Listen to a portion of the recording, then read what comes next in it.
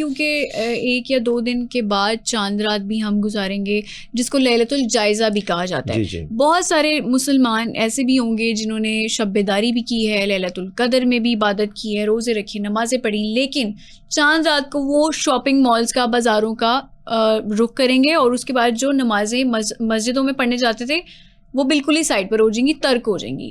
لیلۃ الجائزہ کی امپورٹنس کیا ہے یہ بتائیے گا.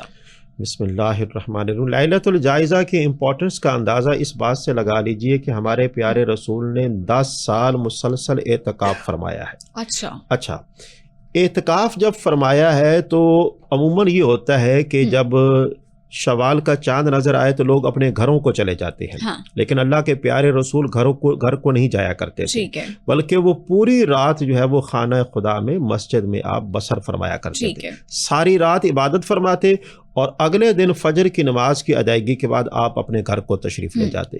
آپ کا یہ طرز عمل اس مبارک رات کی اہمیت کو ظاہر کرتا ہے کہ یہ مبارک رات جو ہے وہ فضولیات میں لا یعنی, کیونکہ حدیث پاک میں آتا ہے من حسن اسلام المرء ترکہ ما لا یعنی, بہترین مسلمان وہ ہے کہ جو لا یعنی کاموں کو چھوڑ دے, فضولیات میں وقت بتانا, بازاروں میں ایسے گھومنا پھرنا بغیر کسی مقصد کے, تو اس چیز کی دین کے اندر قطعاً اجازت نہیں ہے. اور یہ والی رات, یہ جائزہ جو ہے نا, ایک تو عربی زبان میں انعام کو کہتے ہیں, دوسرا جائزہ یہ ہے کہ آپ نے ماہ رمضان کے اندر اپنے جتنی بھی عبادات اور معاملات کیے ہیں آپ کو ان کا جائزہ احتساب بھی کرنا چاہیے.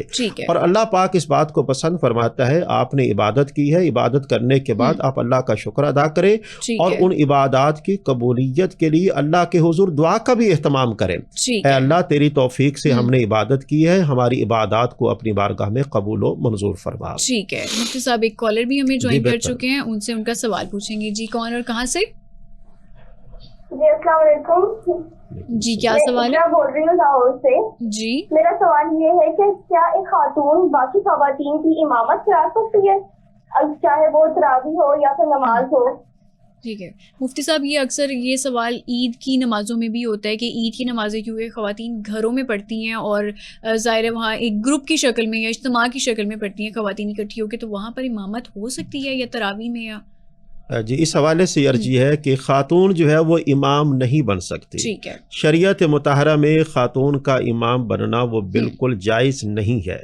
بڑی ذمہ داری سے میں یہ بات عرض کر رہا ہوں. نفلی نماز ہے, عید کی نماز ہے, جس طرح کہ ہمارے ہاں صلاۃ و تسبیح کی نماز جو ہے وہ خواتین کرواتی ہیں, تو ایسا کرنا بالکل درست نہیں ہے.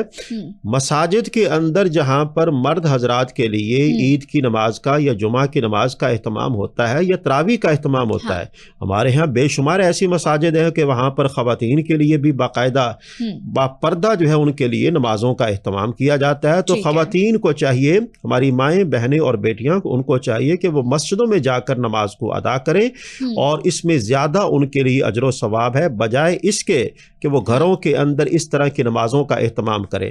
اس کا بہتر طریقہ کار یہ ہے کہ اگر آپ اپنے طور پر پڑھنا چاہتے ہیں, انفرادی طور پر آپ پڑھ سکتے ہیں, لیکن اجتماعی طور پر جماعت کی صورت میں ہماری کسی بہن بیٹی کو آگے امام مقرر کر کے ایسا کرنا جو ہے یہ دین کی تعلیمات کے خلاف ہے. ٹھیک ہے مفتی صاحب, ایک اور بھی سوال یہاں پہ یہ پیدا ہوتا ہے کہ جو نماز عید پڑھتے ہیں گھروں میں, کیا وہاں پہ اجتماع کرنا ضروری ہوتا ہے؟ اور اگر امامت نہیں ہو رہی خواتین کی تو پھر وہ اپنی اپنی نماز پڑھیں گے, کیا کریں گے؟ ہاں بالکل, بڑا اچھا آپ نے سوال کیا ہے.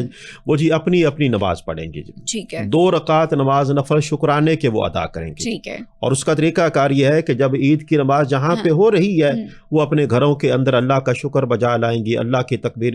اور یہ بھی ایک بات جو ہے نا, یہ بڑی قابل توجہ ہے, اگر وہ گھروں کے اندر اس نماز کا اہتمام کریں گے تو کیا ان کے اجر و ثواب میں کمی ہوگی؟ نہیں.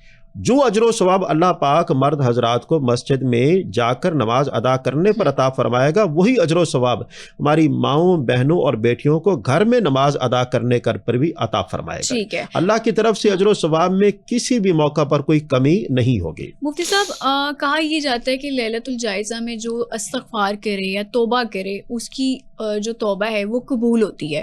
ہم نے اکثر یہ بھی سنا ہے کہ جب اللہ کسی بھی انسان کو توبہ کرنے کی توفیق دیتا ہے, اس کا مطلب یہ ہے کہ وہ توبہ ان کی قبول کرنا چاہتے ہیں. اب بہت سارے مسلمان یا انسان ہمارے ہاں ایسے بھی ہیں جن کی توبہ قبول نہیں ہوتی. فار ایگزامپل والدین کی نافرمانی کرنے والے یا زنا کرنے والے, فراڈ کرنے والے, چوری کرنے والے, ان کے لیے پھر کیا ہمارے لیے حکم ہے؟ جی آپ نے بڑی اچھی, میں تو یہ سمجھتا ہوں کہ آپ کا یہ سوال جو ہے یہ پورے ماہ رمضان کا نچوڑ ہے. ماہ رمضان کی عبادات, معاملات, روزوں کی قبولیت کا دار و مدار اسی ایک چیز پر ہے جی. اور اس کے اندر ہمیں کیا کرنا چاہیے؟ حلال رزق کا اہتمام کرنا چاہیے, حرام سے اپنے آپ کو بچانا چاہیے. جن رشتوں کی پاسداری کا ہمارے دین نے ہمیں حکم دیا ہے, ہمیں ان رشتوں کی پاسداری کرنی چاہیے. ان کی دل آزاری یا ان کے ساتھ مس بیہیو, ڈسگریس, یہ والے معاملات ان کے ساتھ کسی بھی صورت میں نہیں ہونے چاہیے. اگر کوئی آدمی ایسا کرتا ہے تو میں یہ سمجھتا ہوں دین کے تقاضوں کے پیش نظر اس آدمی نے ماہ رمضان کا حق ادا کر دیا ہے. ظاہر سی بات ہے اللہ پاک کو نا ایسے لوگ پسند ہی نہیں ہے, اور سارے کے ساری مخلوق جو ہے وہ اللہ کا کنبہ ہے. جو اللہ کے کنبے کو اذیت پہنچائے, تکلیف پہنچائے, اللہ پاک کو اس کی عبادات اور ریاضات پسند نہیں ہے. ارے مخلوق تو بڑی, انسان تو بڑی دور کی بات ہے, آپ جانور تک کو لے لیجئے. جو آدمی کسی جانور کے ساتھ خیر خواہی والا معاملہ کرے, کتنی ایسی باتیں ہم سنتے ہیں. اللہ پاک اس خیر خواہی کی بدولت ان کے لیے جنت کا دروازہ جو ہے وہ کھول دیتا ہے. تو انسان کے ساتھ حسن سلوک کرنا, خیر خواہی والا معاملہ کرنا, تو یہ جو ابھی آپ نے سوال ریز کیا ہے یہ بیس ہے ماہ رمضان کی. اور جب تک ہم اس کے اوپر عمل نہیں کریں گے تب تک ہماری توبہ بھی قبول نہیں ہوگی, کیونکہ توبہ کی قبولیت کے لیے مال حلال کا ارتکاب کرنا یہ ضروری ہے. اور رشتوں کی پاسداری کرنا, رشتے ناتے جو آپ کے ہیں ان کی دل آزاری کرنا اپنی زبان کے ذریعے, اشاروں کنایوں میں, اللہ پاک ان چیزوں کو پسند نہیں فرماتا. مفتی صاحب دو کیٹیگریز ہیں نا. اب جو مسلمان ان سب چیزوں سے بچنا چاہتے ہیں اور وہ توبہ استغفار کر کے معافی مانگ کے واپس وہ نیک بننا چاہتے ہیں یا اللہ کے قریب ہونا چاہتے ہیں, لیکن دوسری طرف وہ مسلمان بھی ہیں جو وقتی طور پر معافی مانگنا چاہتے ہیں, معافی مانگ لیتے ہیں اور بعد میں پھر اسی ایکٹیویٹیز میں واپس پڑ جاتے ہیں. ان دونوں کے لیے کیا احکامات ہیں؟ یہ دیکھیں جی, یہ تو اپنے آپ کو دھوکہ دینے والی بات ہے جی. اللہ کی ذات کو تو کوئی دھوکہ دے نہیں سکتا جی. ٹھیک ہے. توبۃ النصوح کسے کہتے ہیں جی؟ سچی توبہ, پکی توبہ, ایسی توبہ کہ جس میں اس بات کا پختہ ارادہ کیا جائے کہ آج کے بعد میں گناہوں کے قریب بھی نہیں جاؤں گا, اور وہ توبہ قبول ہوتی ہے. وہ توبہ قبول ہے. اس توبہ کے دو فوائد ہیں. نمبر ایک, اللہ پاک عمر بھر کے گناہوں کو معاف فرما دیتا ہے. نمبر دو, اللہ پاک اس بندے کو اپنی نعمتوں والی جنت, یہ جنت کی جو بات کی جاتی ہے نا, یہ وہ مقام ہے کہ جس مقام پر پہنچ کر اللہ اپنے بندے سے راضی ہوتا ہے. اس رضا والی جگہ کو اللہ پاک اپنے بندے کو وہ عطا فرماتا ہے. تو اس چیز کا ضرور اہتمام کیا جائے. اور یہ جو عارضی طور پر یہ ساری کی ساری چیزیں کرنا, یہ اپنے آپ کو دھوکہ دینا ہے جی.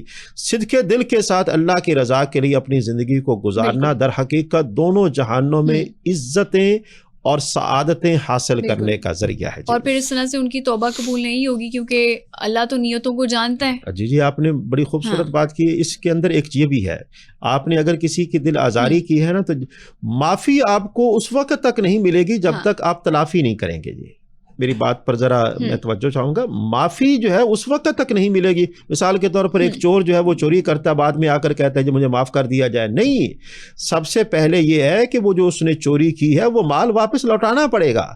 لوٹانے کے بعد پھر اس کے اوپر سزا کا اطلاق کیا جائے گا.